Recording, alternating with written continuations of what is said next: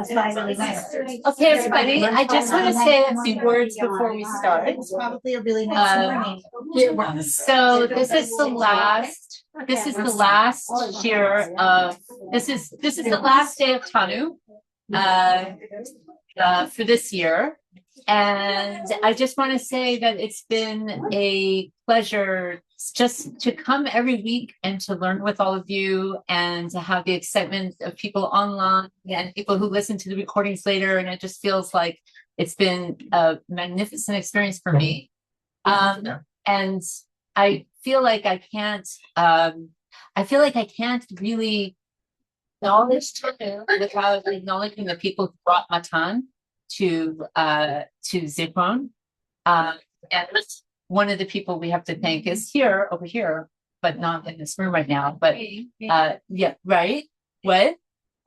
Matan, Elisheva, and Sarah did also, right? You and Elisheva, and I think Sasha had a part in it too, and Beth, and Toby, and Danielle, and Amira. And a long time ago. So we had a whole. Thank you for the compliment. There was a whole group of people who made it possible for us, even though matan ended up not being the right. The time had come to move on, but I wouldn't have been able to start something like this without the people who actually put their sweat into bringing matan to Zikron. So I want to thank you. And I want to say that it's really just, it's been exciting. When I first talked to Toby about this a year and a half ago, she's like, just do it, and we had 8 courses going on this year and 3 teachers. And I wanted to also mention that when it gets to you'll all be receiving individually surveys from me, and please take some time to fill them out.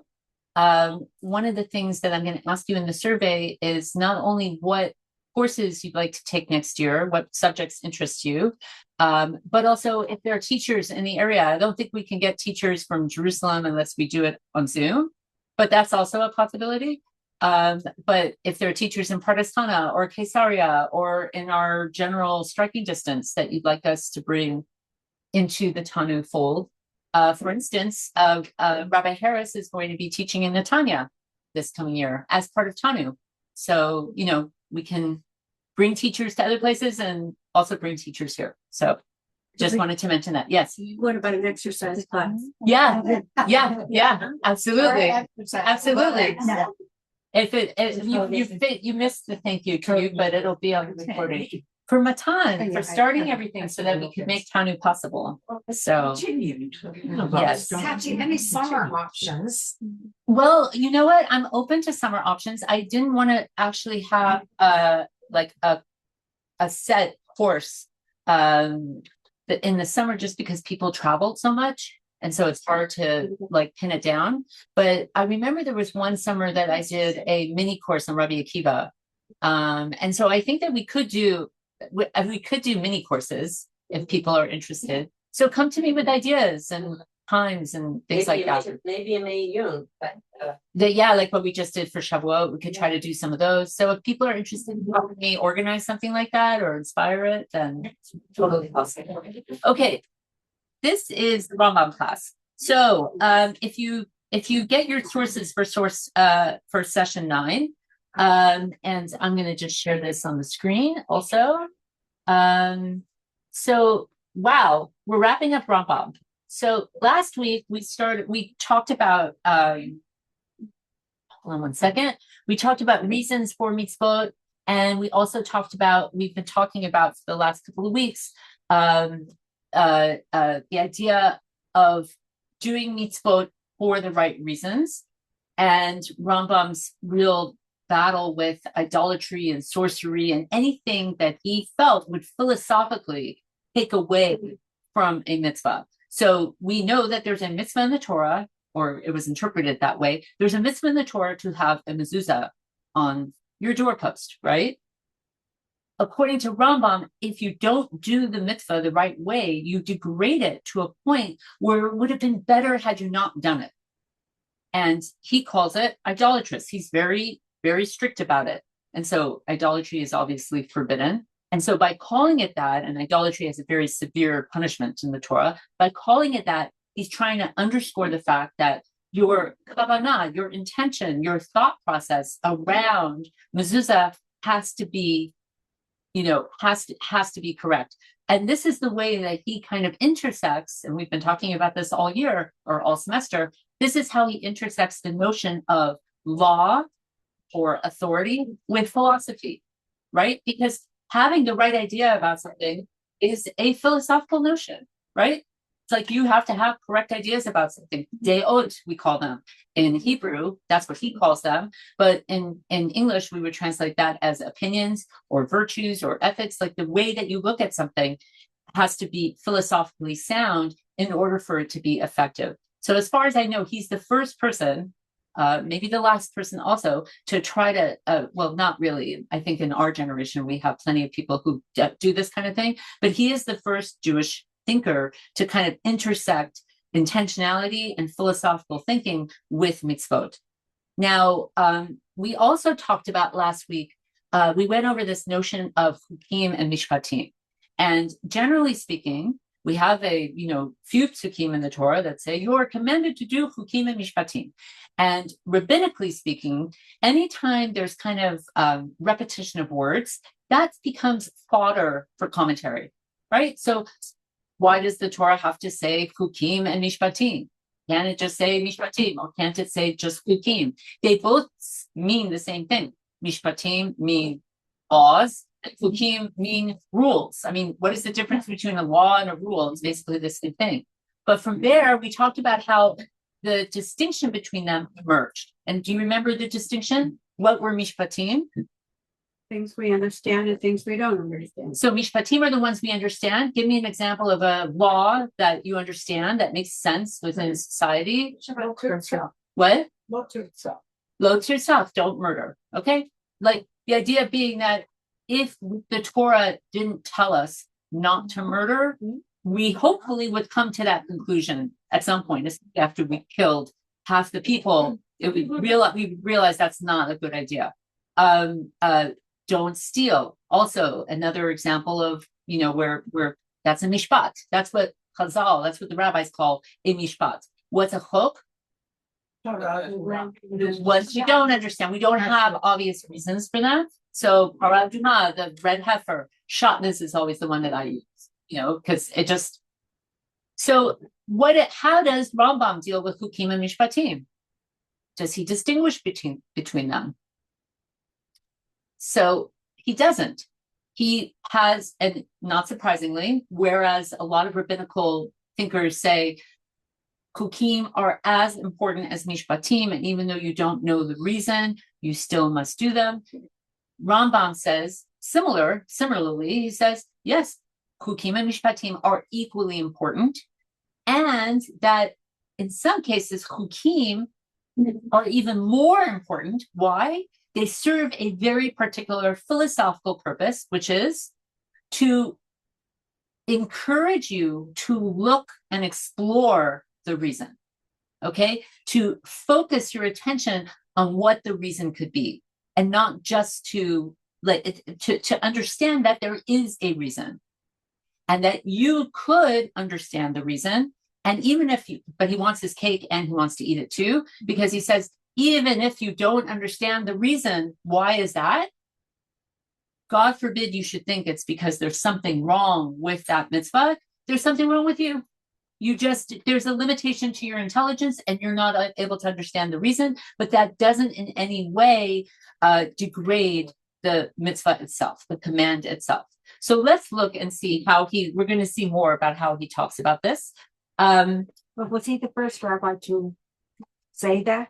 Okay, he's not the first rabbi to say that you need to look for reasons. Like there were people who always toyed with ta'amei mitzvot, the reasons for mitzvot. But he's the first one to kind of, as everything he does, the first one to sort of put it into the context of philosophy. Although Rav Saadia Gaon did a little bit of that as well, but he explicitly says in his writings, Rambam, that had he had the time, and he realizes he won't, the companion to the guide of the perplexed was going to be an in-depth exploration on Tamei mitzvot, on the reasons for mitzvot. So it was like for Matt's last theorem, because he said, I know the reasons, I just don't have the time to tell you. So, which is interesting. So He never wrote it, no. But he alluded to the fact that he wanted to. Was Yes. it in this class that it was brought, like someone said that it was a Rambam, or someone else said that it was a problem to look for the reasons, because then we might switch it to say we can do something else? That's exactly right, Rachel. This idea of antinomianism. So isn't that a contradiction? He didn't say not to look for the reasons. He said that don't let it lead you to that. God forbid you should lead it to not doing the mitzvah because you don't understand. Okay, if you don't understand why there's this mitzvah, that's so there's always a threat of antinomianism. Antinomianism basically means, like the example we gave was lulav and etrog, right? If we decide that lulav and etrog was really a rain dance, so let's pray for rain. Why do we need the lulav and etrog for? Or maybe when I hold the lulav and etrog, it's meant to remind me to be to think about God. Or like the mezuzah. Why don't I just get a tattoo reminding me there's one God? Like, why do I need a mezuzah? Why can't I just bypass that mitzvah? And that's when he says, no, but these are specific, holy, like holy in his sense, like gifts from God, basically. So in two cases, there are a few cases, but again, in the Mishnah Torah, he discusses this in two very famous places, famous for people who study Mishnah Torah, and he even thinks they're famous because he refers back to them. So that's how you know that he's kind of underscoring it. And they have to do with korbanot, or they have to do with the Beit HaMikdash. And we know that in the Guide of the Perplexed, he has he sort of sets out a kind of attitude that we don't know what will happen with in Messianic times. Will there be a third Beit HaMikdash? Will korbanot come back, and everything that we know of, will it come back as it was? And he kind of throws some shade on that in the Guide of the Perplexed.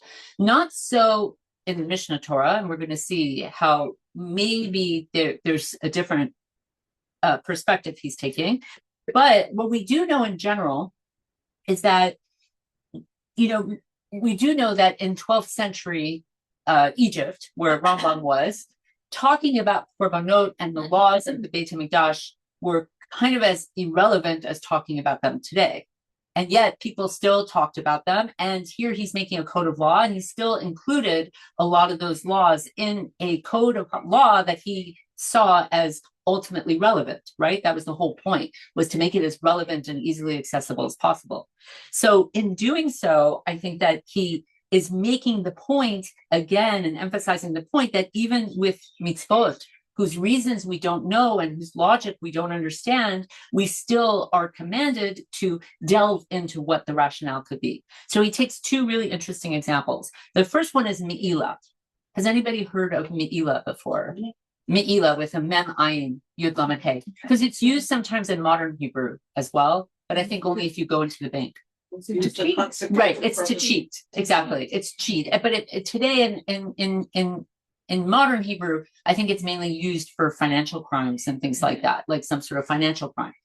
The source of it is from the Torah.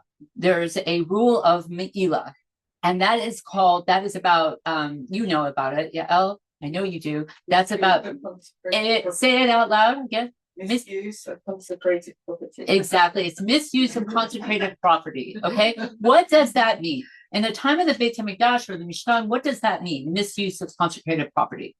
What is the famous example, Yael? Putting you on the spot now. Let's say, because it was in Daf Yomi, like for 1,000 pages. Let's say you say, these are coins, these specific gold coins, I'm going to bring to the Beit HaMikdash for use in the Beit HaMikdash, okay? And those gold coins now become consecrated.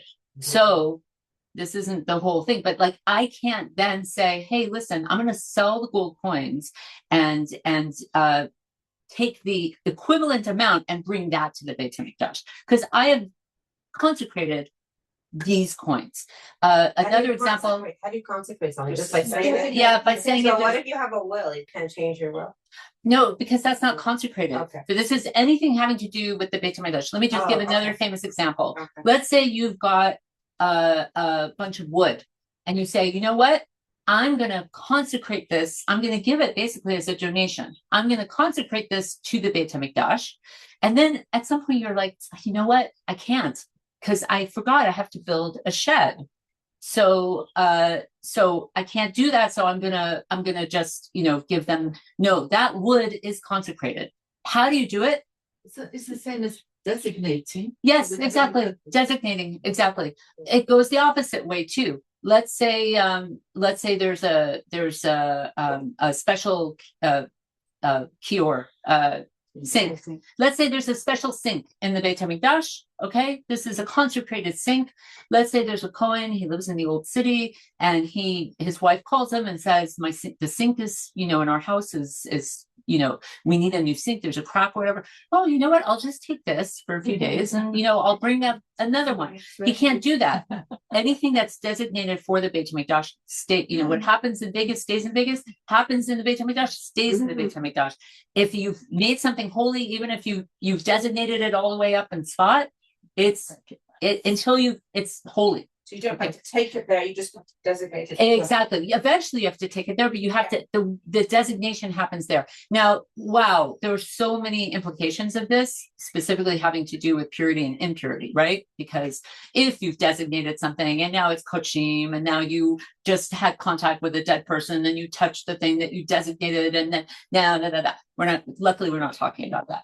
All I wanted to tell you was about Me'ilah. Okay, this for us, it seems obscure, and even in the 12th century, it was a bit obscure.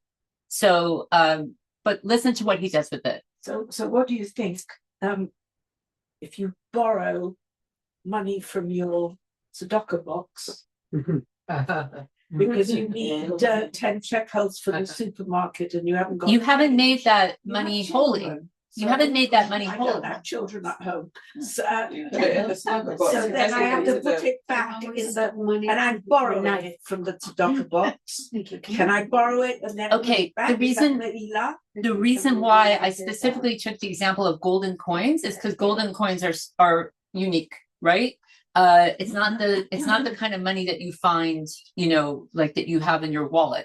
So if you have specific, like I remember on Hanukkah, my grandmother would always give me $50, and you can't use $50 for anything. So if I said, oh, you know what, I'm going to designate these $50, they are holy now, then I can't. But if I'm just taking a run-of-the-mill pruta, doesn't matter. You can, that's a different thing. Okay. The other thing, I think I sent you this, but still kind of attached to the idea that in his Egeret Teman, Rambam writes that the sacrifices are not necessarily, what does he write here? Mitzvah sacrifices, not only a commandment of the Torah, but also a reflection of the spiritual state of the people at the time. Mm-hmm. And he emphasizes, Rambam does, that the Mishnah and Gemara do not see the return to sacrifices as a necessary part of Jewish observance after the exile, and that the study of Torah and righteous living are the real spiritual offering. Yeah, that's why I said it. He says it explicitly in the Guide of the Perplexed. So here, he's not saying, first of all, Me'ilah, because he says some things here and some things there. Well, it's a little different, first of all, because Me'ilah and Tamura are not sacrifices. And let's see what he says here, and you'll understand the context. Okay. So again, we're going to go through some of this in the English, but I want to do some of it in the Hebrew because I want people to get his vocabulary, because he wrote these words. Ra'ui la'adam. So we're just at the top of session 9. Ra'ui la'adam lehitbonen b'mishpatei haTorah hakdosha ule'ada sof inyanim kafi kocho. So having gone through some of our lexicon, what is he saying here? Ra'ui la'adam lehitbonen b'mishpatei haTorah hakdosha ule'ada sof inyanim kafi kocho. What is he saying explicitly here? It is up to you to do what? To understand the reasons, of the mishpatim. Okay, as best as you can. What? I'm sorry, what sheet are you on? Session 9. So it's the one on top of session 10. Yeah, but it says everyone, the fee. The fee kohot. Do you remember we came across that a lot of times this semester, right?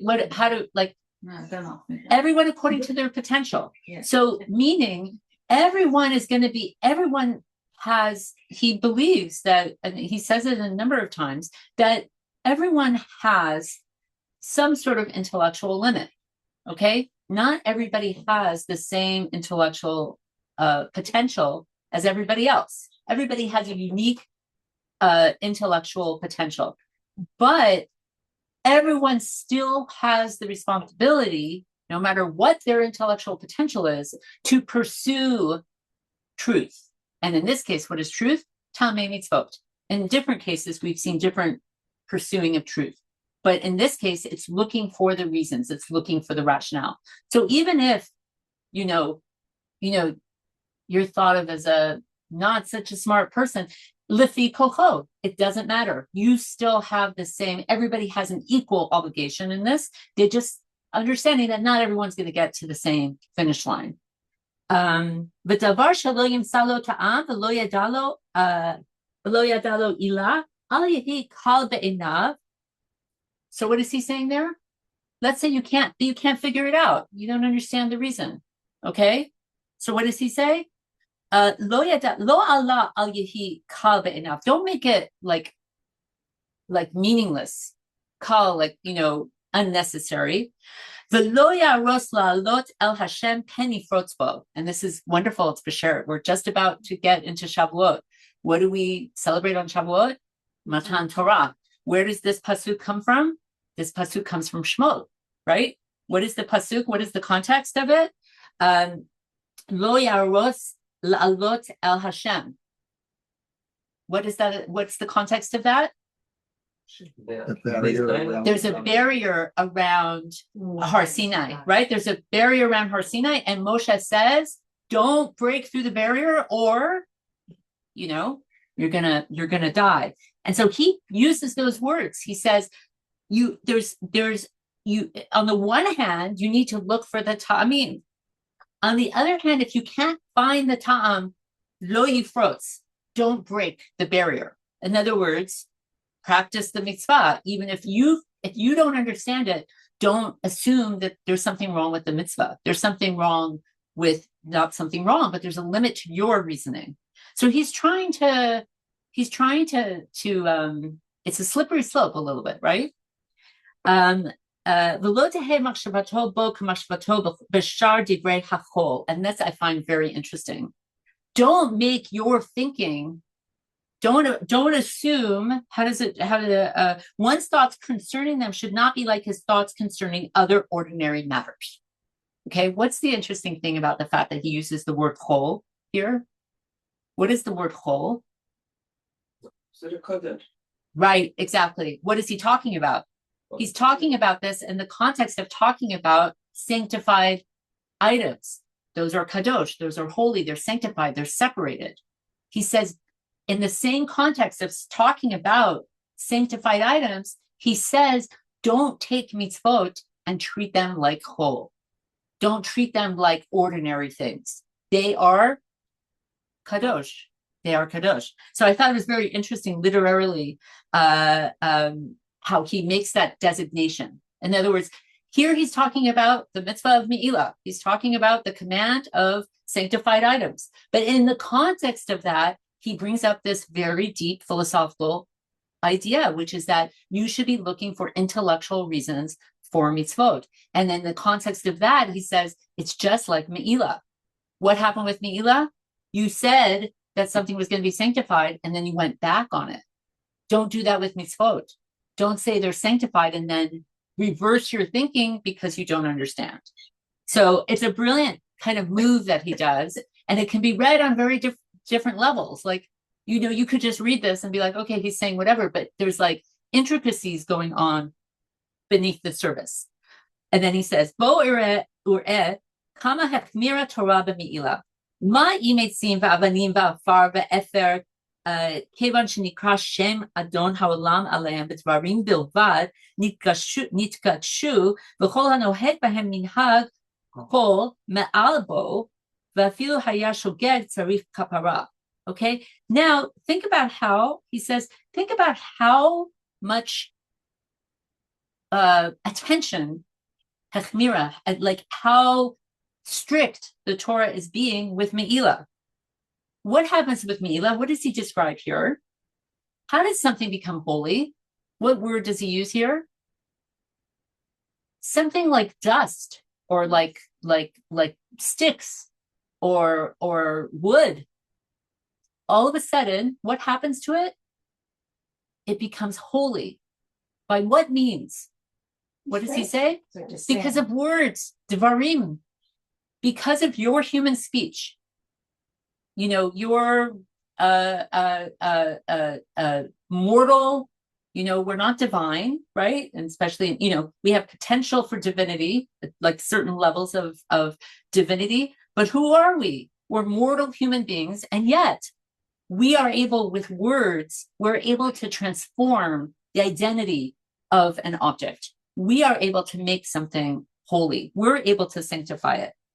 And if you do that, and even if you do it by mistake, you still need some sort of kapara. You still need some sort of atonement. Ka v'chomer lemitzvot shechakak lanu hakadosh baruch hu shelo yivat ha'adam behen mipnei shelo yada ta'aman. I want to use the English here. How much more so with regard to the mitzvot, which God ordained for us, or chakak, like chikuk, sealed for us, should a person not treat them derisively because he does not understand their rationale? So it's really interesting. What I feel like chakak sounds like what word? Legislate, isn't it? Yeah, legislate. Well, no, it like well, it does sound like hook. It sounds like hook, but I don't think he means. I think he's using it. It's a pun. Like let's. I thought that you usually seal like mechukak, right? It's chakuk be'even. Right, it's chakuk be'even, and that's where the word hook comes from because it's set in stone. So he definitely, but he's playing on that word, right? So what is he saying about chukim here? In other words, chukim are usually the mitzvot that we don't understand. And he's saying, even if you don't understand, you should look for the reasons. But let's say you can't figure it out. Don't think there's something wrong with the chok. The chok was something that God sanctified for you. Don't then make it into something whole. Don't make it into something ordinary. So it's really interesting how he uses those words here.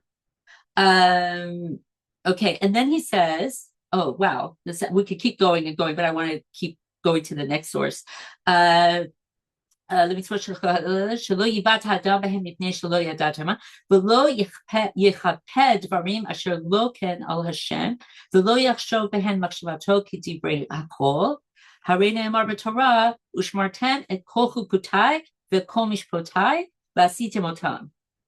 Okay, so the fact that the mitzvah says you should keep all my chukim and all my mishpatim, what do we learn from this pasuk? What's the order? What comes first? Chukim. Exactly. Amru chachamim leten shmira va'asira lechukim ken mishpatim. So the sages said what? To give that you should protect, you should safeguard the chukim even more as if they are mishpatim. Meaning that even when they don't make sense, you still safeguard them. Okay, and he goes along in that vein.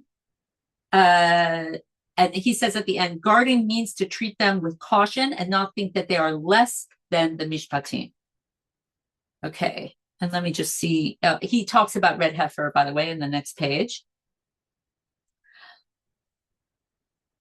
Okay, so Sarah, as a response to the Igeret Teman, look at the last paragraph. We'll look at the English.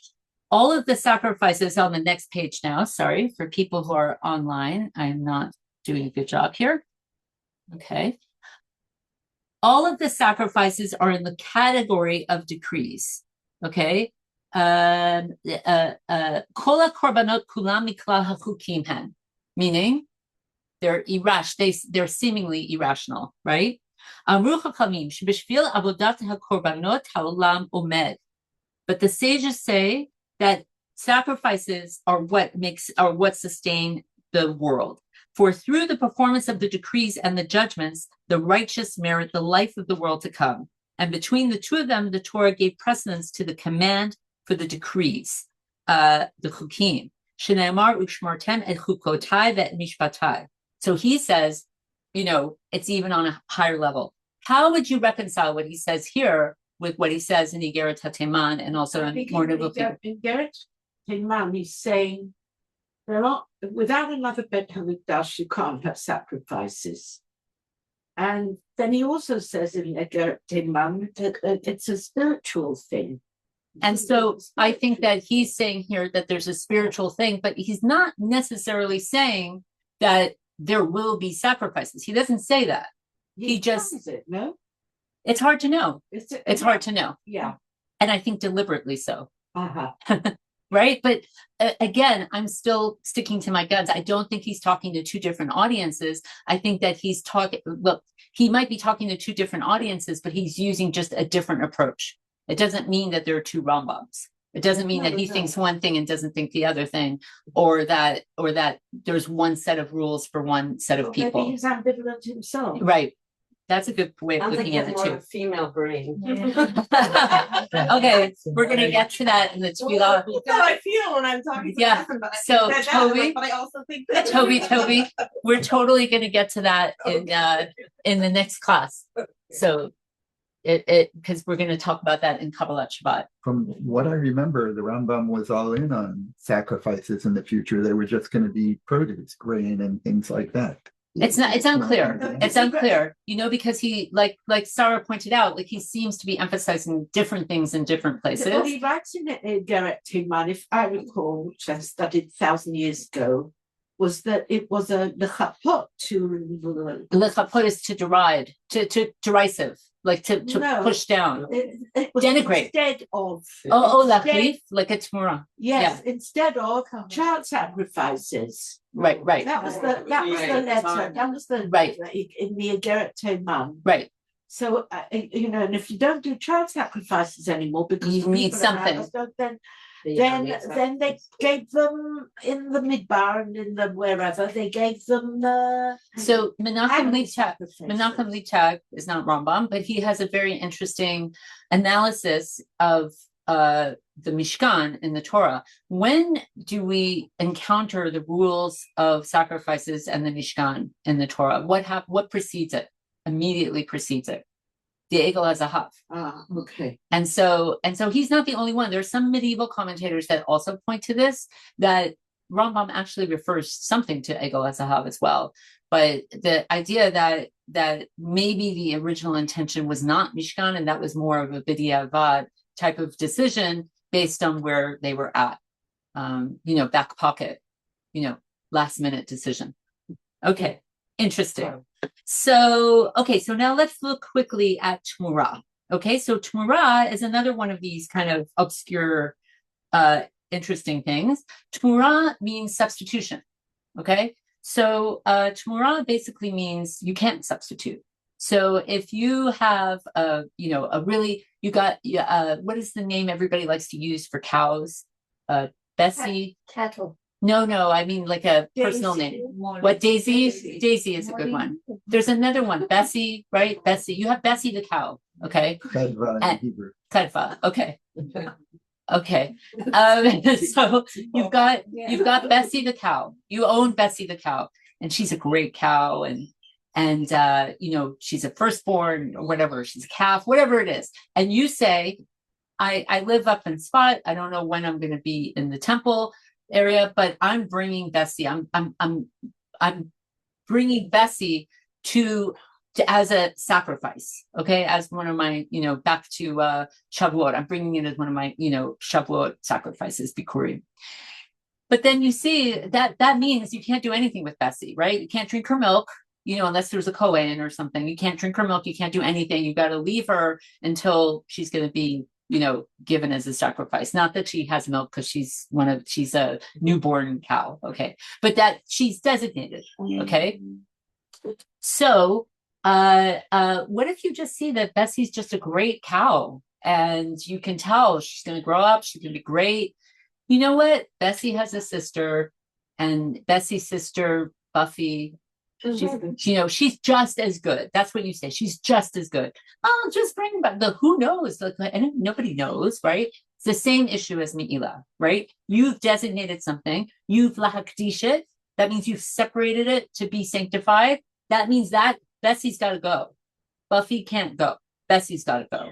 But from all of this, why would anyone designate anything in advance? Because yes, that's a good question. It's that basically it's all these northerners doing this, but not everyone can get to the Beis Mikdash when they need to, but and still so you would choose just before you go to which animals you're going to take. So there are certain rules about when you can designate. Like if something is supposed to be given at a certain time, you can put it aside and then wait till you go, but it had to be designated.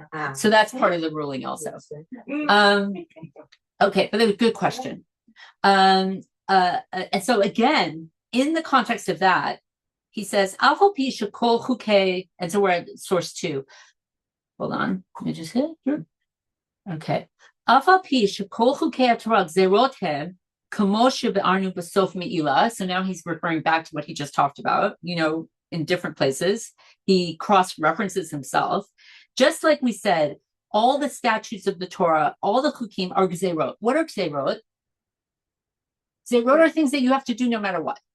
Okay, so gzerot can be chukim, they can be mishpatim. They're just laws that you have to keep. They're ordinances. Okay, so he says even if you don't understand the rationale, you got to keep them.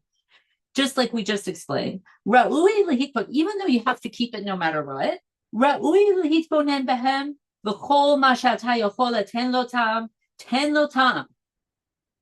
So what does he say? Find the reason. Find the reason. Even though there are ordinances that are illegal if you don't keep them, you have to still keep them, and at the same time, lihitbonen behem. And then this time he doesn't say lafi koko. What does he say? Kol ma she'ata yachol ten lo tam. As much as you can give them a tam, give them a tam. Give them a reason. And then he goes, yeah. At an individual level, or Rabbi should say to their community? That's a good question, but it seems that he's speaking to the individual. Mm-hmm. So let's do this in English, this part. Okay. Now listen to how he says it. And I think this is in the Hebrew, he says, Yardat Torah, we're on the third page now. Yardat Torah, Lesof Machshevet Adam, Uktzat Yitzro Hara. Okay? The principle behind these laws is that the Torah descended to the bottom of a person's thoughts and the scope of his evil inclination. So this is similar, Sarah, to what he says about the reason for korbanot. It's understanding people's psychology. The Torah understands people's psychology. The difference here is that he's saying this is always going to be people's psychology. So you're always going to need the rule of Tmura.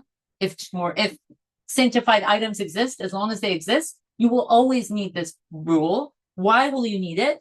For human nature tends to increase his property and attach importance to money.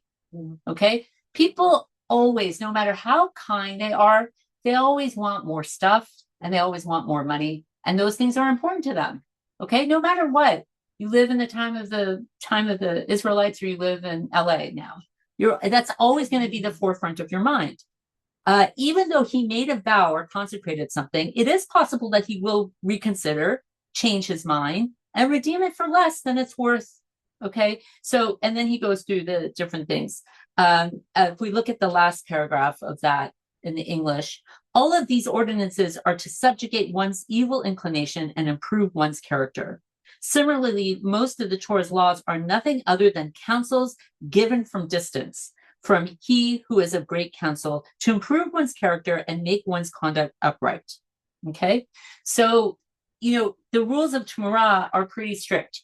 If you decided that you're bringing Bessie to the Beit HaMikdash, and then you do a little switcheroo, and you decide to bring Buffy. The rules, whether you do it on purpose or maybe you made a mistake, maybe Bessie and Buffy are twins and they look exactly alike, and you just bring the wrong one. Either way, the rule is that both of them become sanctified. You have to now bring them both. So now it's costing you 100% more. And if you cheat on value, let's say you say, you know what, I'm going to give my gold bracelet to the temple. But you know what? Instead of giving the gold bracelet, I'm going to give the worth of the gold bracelet, which you can do. It's nothing. It's 8-karat gold, and it wasn't worth a lot. I'll keep the bracelet. I'll give you 500. Then you have to add. If you've done that by mistake, let's say you made an honest mistake, you have to add. No, I'm sorry. Even if you do it on purpose, you have to give the full worth plus a 20% fine. So it's interesting the way it works out. Now, the last thing I wanted to talk about before we get to the wrapping up the course, the last thing I just wanted to point to, just because we're in Erev Shavuot, and we're at a chag, and what do we do at a chag other than learning all night? We eat and we drink, right? And the Torah says it's a Yom Tov. Shavuot is a Yom Tov. You're supposed to have a good time. You're commanded to have a good time. Okay, you're commanded to take a break from work and have meals. Okay, but he takes it a step further. The Torah doesn't say anything about this, but he says when a person eats and drinks in celebration of a holiday, he is obligated to feed converts, orphans, widows, and others who are destitute and poor. In contrast, a person who locks the gates of his courtyard and eats and drinks with his children and his wife without feeding the poor and the embittered is not indulging in the rejoicing associated with the mitzvah, but is rather ela simchat kureso. He's celebrating his stomach. Okay, so he's changed something that's a mitzvah and he's degraded it into something that's just, kureso.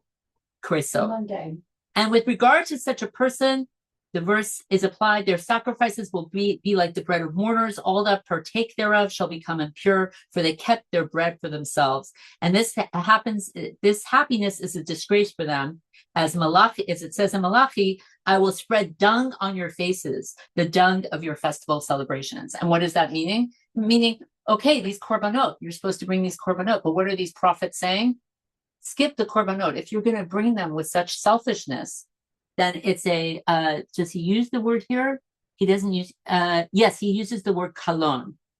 Kalonhi, it's a disgrace, but that word is really, it's more than disgrace. In English, it's translated as disgrace, but it's a word used by the prophets to talk about just something disgusting, something literally shitty, like what you've done is just crappy. So here you've taken a mitzvah and you just denigrated it completely. So what's interesting, I wasn't saying this to make you feel guilty about your Shavuot plans. I wanted to highlight it because I think that here he's as another example of how he is giving a rationale for a mitzvah. I didn't need a rationale for the mitzvah of having a chag meal. It says it in the Torah. It's a chag and you're supposed to rejoice with your family. That case closed, right? That is a mishpat. The holiday itself might be a chok, but having a chag meal sort of seems automatic once you've said that it's a holiday. And yet he adds a whole layer that we don't have in the Torah. We don't have it at all. What? It's intentional. Exactly. Very good.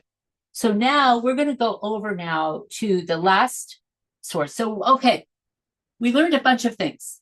Okay, tell me some of the, let's see. What are some of the things we learned about the Mishnah Torah? What are some things we learned about the Mishnah Torah? Just throw it out there. What can you remember? Yeah. Go get some coffee. Wake up. What did we learn? Well, that's not written there. Yeah. What are some things that you were taking away about the Mishnah Torah that you didn't know before? You can just read it and know all the human. Yes, it's a code. It's a code. And when you said the important word Iris used is all, right? It's a code, but it has infinite scope. In other words, bless you, the scope is commensurate with the law, at least in his mind. But I haven't heard anybody criticize the Mishnah Torah for leaving something out. right? So that's a pretty amazing thing. So it's unbelievable in terms of a code. It has incredible scope. What else? It gives the philosophical reasoning as well. So there's a deep understanding of law, the intersection between law and authority and philosophy, and that mitzvot are not just practice, they're not just things that you do, but also they come from correct deot, which are philosophical opinions. But it's not only philosophical. No. Because it's scientific also. Exactly. Exactly. Intellectual understanding is amazing.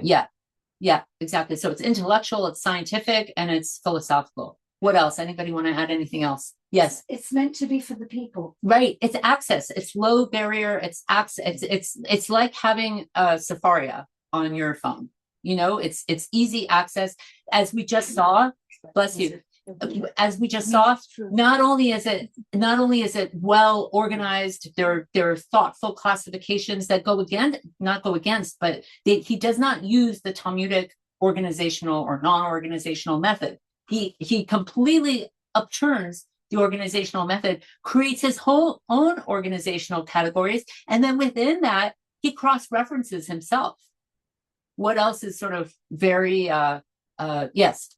His own distillation. He doesn't refer to anybody else. Thank you. You read my mind.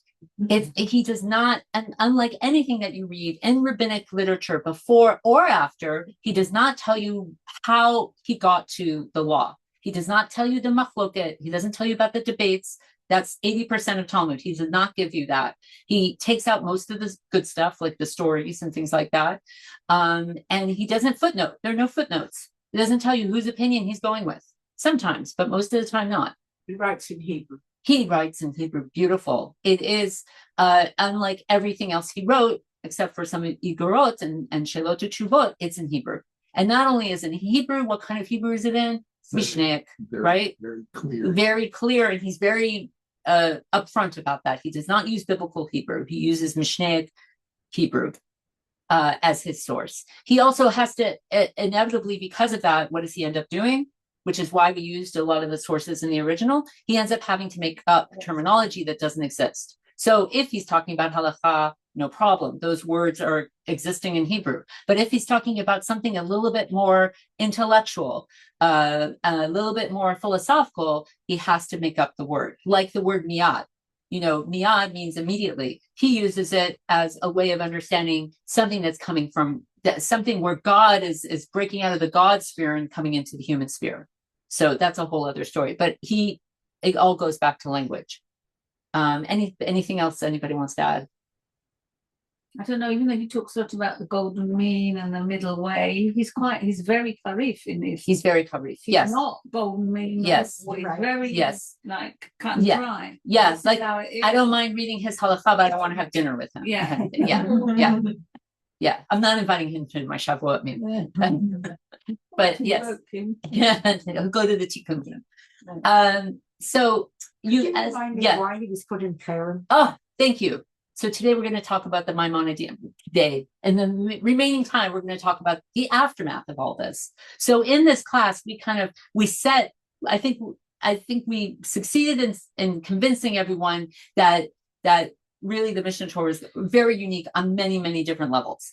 But as you can probably imagine, if I say the words Maimonidean controversy to you, you probably in your mind are already filling in the blanks and saying, okay, obviously Maimonides' Rambam was controversial and a lot of the things were controversial. So my first assumption, maybe because I know something about the Maimonidean controversy, I wouldn't assume that the Mishnah Torah was the reason for the controversy. What would I assume? That the Guide of the Perplexed was the reason for the controversy. And in fact, that was an impetus for him being put in Karen. But let's back up for a second, because Liz wants to ask, why would he be put in Karen? So let's just very briefly, especially for those of you who took the Golden Age of Spain class, you understood from that class that the way intellectualism and philosophy and even discussion of theology and culture emerged in Sephardic lands was very different than their brethren in Ashkenazi lands, right? Because of their access, it all goes back to language. Because of their access to language and because of some of the specific theological threats that they were facing, like the Karaites, who were trying to undermine rabbinic tradition. Both, so the people who, a lot of what we call the Maimonidean controversy started happening a long time before Maimonides. It goes all the way back to Rav Sadia Gaon. Toby, do you mind closing the door? Thank you. It all goes back to Rav Sadia Gaon. Rav Sadia Gaon also wrote in Arabic, coming centuries before Rambam. But these were Jews who were open to a much more broad intellectual and cultural move than their counterparts, and they also responded to those things. So that when Rambam writes the Guide of the Perplexed, something's happening. Are you sure child sacrifice is over? Okay. I'm sure they were fun. Yeah. It's the rain. It's the rain. It's exciting. Do you mind closing those windows also? Just, it's distracting. Thank you. So there's a lot brewing before Rambam writes the Guide of the Perplexed. Now, that is why Rambam does what? He writes the Guide of the Perplexed in Arabic. He does that for a very specific reason, because he's writing for a very specific audience. And that audience is not in Ashkenaz. That audience is not in Europe.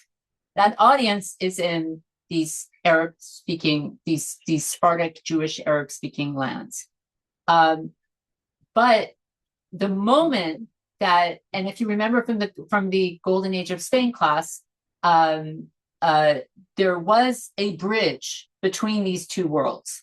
There's the northern France, sometimes even Italy, and German world of the center of Ashkenaz at that time.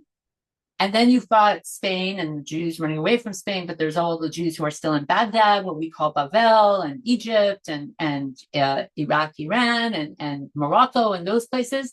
So you've got the Jews there who are speaking Arabic and who are you have all sorts of different types of people, but they're very open to things that the Ashkenazim are not open to. What are the Ashkenazim? How do they connect with God? What is their mode of spirituality? Talmud study, the Beit Midrash. That's how a Jew behaves. There is a bridge, cultural bridge, and that's called Provence, southern France. Okay? Exactly, Kimchi, although he ends up in Spain at some point, but yeah, Kimchi is a great example. These are people who know what's going on in these Sephardic lands, and they want to hear about it. They don't speak Arabic. So they get, remember the Ibn Tibones? They get Yehuda Ibn Tibon, Shmuel Ibn Tibon to start translating things. When they start translating things, what happens? This is crazy stuff. And so that's called the Maimonidean controversy. And here I've highlighted the main people. So we're going to talk most about the Ravad, who in the Beis Midrash you call the Ravid. But here are the people who kind of grappled with the translations of Rambam and either really liked it or really hated it. So they were reacting to the Nevuchah? They were reacting to the Guide that they're perplexed. Okay. So Radak was actually reacting to both because he uses Mishnah Torah, but he was a great supporter. The Radak is David Kimchi is a famous commentator on the Torah. You can find him in some, Mikra Gedolot collections. The Rama was against, okay? The Tosafot, the French sages, they were against. Ramban, okay?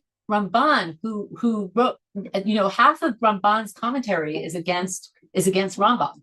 And yet, remember in the Golden Age of Spain class, we talked about him? He begs the Tosafot to do what?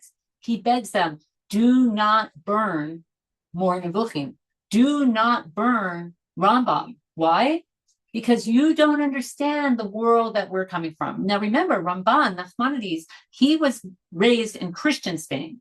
The Muslims were out of power. He does not speak Arabic.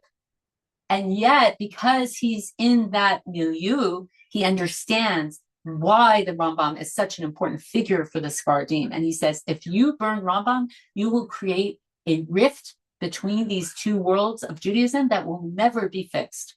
And we know that he was right. I mean, we can, now, but we know that this continued for centuries, and that the tension between Sephardim and Ashkenazim continued till today. So he was prescient, and the fact is that the Tosafot didn't listen to him. And then we have the Sefer HaChinuch. We'll go. Well, I don't want to. I wanted to just talk about the Rabbah before we finish. I'm going to go over a little bit of our time.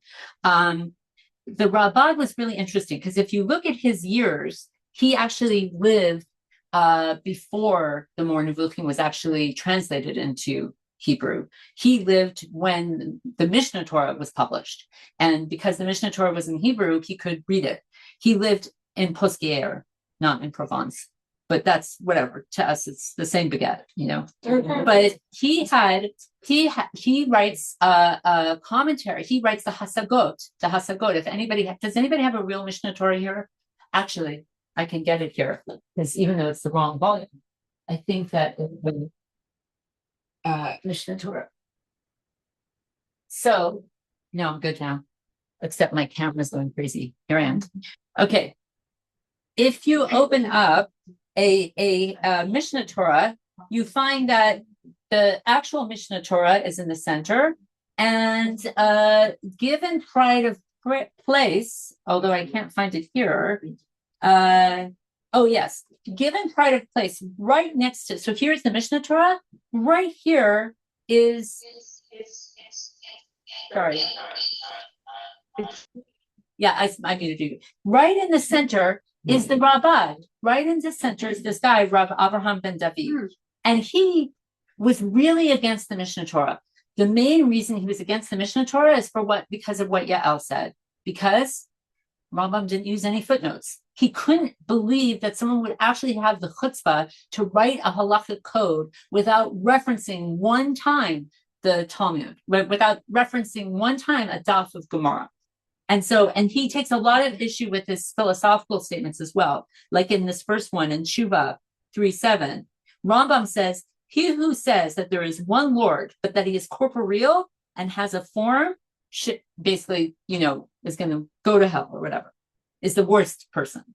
And what does Rabbah say? Why does he call such one an atheist? Many greater and better than he followed this opinion according to what they saw in phrases, and more particularly in the text of the Agadot, which misdirect opinions. So he's not saying that he believes that God is corporeal. Rabbah doesn't say that. What is his problem with the Rambam here? There are other opinions. He's being elitist. He's being elitist. Why would you go? There are other opinions, and there are great sages who don't agree with you. So you're going to say that they're idolaters? This really offended him, and for reason, for good reason. Then going back to Tshuva, even though I called it Shmurah there, the world to come harbors neither body nor aught of a concrete form. So that's what Rambam says. And what does the Rabbah says? Say, this man's words are in my eyes nigh to such who assert that there is no resurrection to body, but that souls alone. But by the life of my head, this was not the opinion of our sages. May their memory be blessed. All of which is conclusive proof that the dead will arise. So he takes issue, with some of the mysterious things that he says. Connected to Jesus a bit. No, we're not going to get into that. Let's focus on this. So, and then Rambam says in the next page, I'm not going down the Sota road with you. Rambam says, hence I have entitled this work Mishnah Torah for the reason that a person who first reads the Torah and then this work will know from it all of the oral law, and there will be no need to read any other book. And the Rabbah leveled this charge. He sought to improve, but he did not improve, for he has forsaken the method of all authors who preceded him. They adduced proof and cited the authority for their statements. This traditional method was of great value, for often a judge is inclined to declare something prohibited or permitted on the basis of a particular source. But if he doesn't know the source, how can he do that, right? How can you even be able to do that? So the Rabbah takes real issue with him. Now, the other major commentary, so he's not a commentary, he's a critic, but the other major commentary on the page of the Mishnah Torah is the Kesef Mishnah. Who's the Kesef Mishnah written by? Do you remember? Rav Yosef Karo, who's going to come ahead in the 16th century. So many centuries later, what did Rav Yosef Karo write? What's the famous thing that he wrote? the Shulchan Aruch. The Shulchan Aruch that we use as the basis for all of our halakha today is all based on the Shulchan Aruch more than anything else. Who were Rav Yosef Karo's main influencers? The Rif, Rambam, and the Rosh. Okay. Now what's interesting is that way before he wrote the Shulchan Aruch, he writes a commentary on the Mishnah Torah, Rav Yosef Karo. And you know what he does in his commentary? He placates the Rabbad. How does he placate the Rabbad? They're not alive at the same time. But how does he placate him? Every point where the Rabbad says, where's this from? Where's this from? There are no footnotes. He's not quoting anything. The Kesef Mishnah, almost like talking to an old person, is like, don't worry, here are the sources. And he puts in all the sources that Rambam leaves out. And I sort of feel in my mind a few things. I sort of feel in my mind that Rabbi Yosef Karo did his homework. This is the homework for the Shulchan Aruch, which I think is really interesting. If you ever want to study intellectually the Shulchan Aruch, start with his commentary on the Mishnah Torah, because I feel like that's where he decided he's going to write the Shulchan Aruch. And the other thing that's really interesting is that the Rambam, at the end of his life, he didn't, all of the times that Rambam's books were burned were after he was gone, after he died. But the one criticism, and he heard lots of criticisms, but towards the end of his life, he got wind of the fact that the Rabbad was so upset with him. And he actually wrote a letter in response, not to the Rabbad, but to someone who told him about it. He wrote him a response and says, please show me where I've gone wrong. I'm happy to hear it. I'm happy to change things.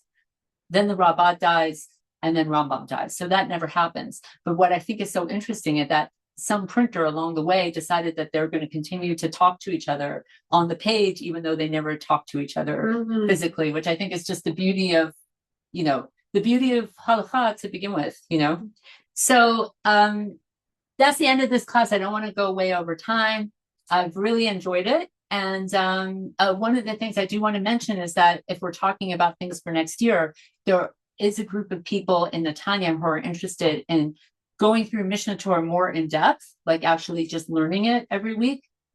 With them, I would do it on Zoom, but if there's an interest here, it doesn't even have to be part of Tanu showing up in the Vea Baron. It could be a Zoom group that we start so when I send you a survey, if you're interested in that, put it on the survey so I get a sense. So thank you, everybody. It's been fun. Thank you. Thank you. I'm going to close all my current tabs. Thank you very much.